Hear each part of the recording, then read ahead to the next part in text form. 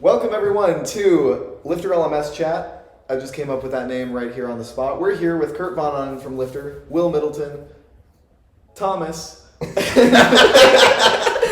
Chris. Chris Badgett and Thomas Levy, the co-founders. Thank you. CTO and CEO of LifterLMS. Should I start over? No, that was perfect. Awesome. Perfect, yeah. Well, we're here today to talk about two questions.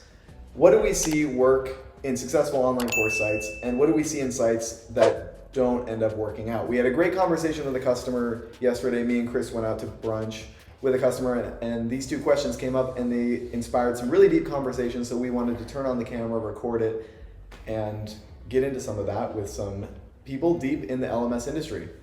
So I guess I'll just go around the circle, and it's kind of like an open discussion. Does anyone have any opening thoughts on what typically doesn't work out in online course sites, or what you see with sites that don't end up making it to a successful point where they're profitable and projects that can sustain themselves? Is there anything you see as a trend that doesn't work out? The biggest trend I see, Will, and it's going to sound mean, but people just don't plan.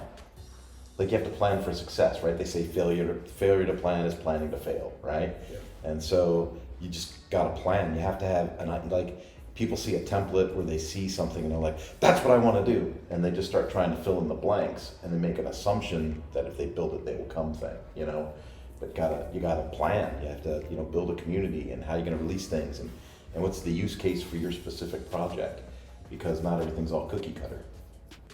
Yeah, a lot of the failure that I see is just people are building a project for themselves. They're building their own vision. They have the build it and they will come mentality.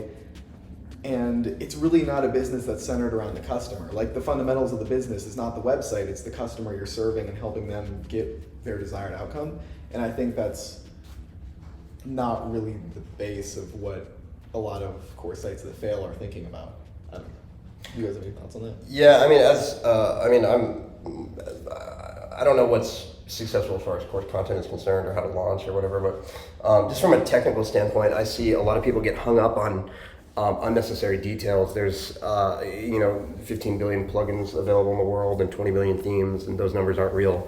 But there's a lot of stuff, and there's a lot of features to every piece of software, and there's a lot of checkboxes and select options, and there's a lot of different templates and color schemes. And from my perspective, it's really, really easy to get overwhelmed by that and let the amount of options that are available to you distract from what's most important, which I believe is the content of the course and your audience and what's most valuable to them. And you want your website to look pleasing, and you want it to be functional, of course. But at the end of the day, if your course provides valuable training or education or content, that's the kind of stuff that more than anything else your students are going to remember. So I just always try to emphasize don't get stuck on the details, and you could learn more about the software later, you know what I mean? But you have to have a good successful course that is impactful, more than have the right combination of options in your plugin settings panel, I think. Yeah. One of the biggest things I see is people get really focused on themselves. They want to make money online, they want to build an online business, they want a 4-hour work week. But the ones that really make it, if you go to the LifterLMS website and look at the success stories there, they're all about serving a very specific type of customer.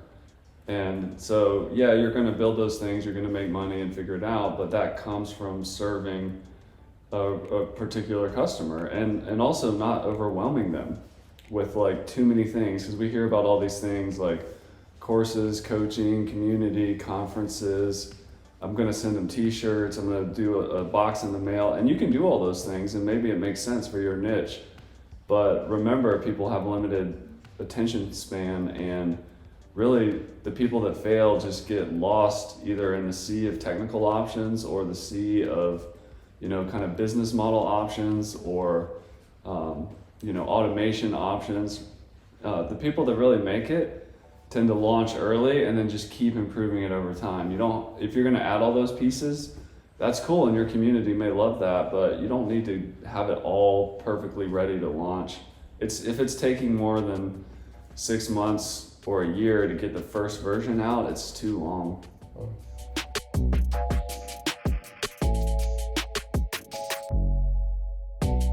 Yeah, I guess the question that we're here to talk about today Is that all part of the video? I can edit anything really. Okay, you can start over again. So we're if you'd not like. live. We're not live. No, Okay. this is I have complete control over editing. We should do it. Yeah.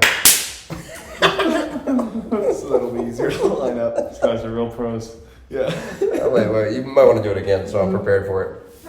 Well, that's just to line it up. We can crop. That's just to line the video and audio up. I can crop from anywhere from there. We gotta do it again.